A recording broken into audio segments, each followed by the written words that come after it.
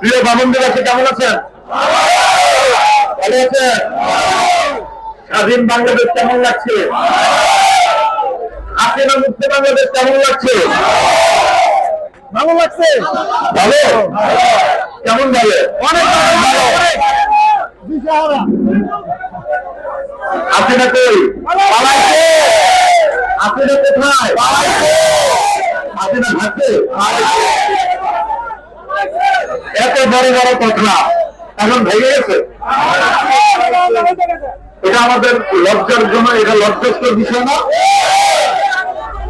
এত বড় বড় কথা বলেছে, এটা তো লজ্জাজনক বিষয়, তাই তো? লজ্জা কি তাদের আছে? হাসিনা লজ্জায় বাঁচি না, হাসিনা লজ্জায় বাঁচি না।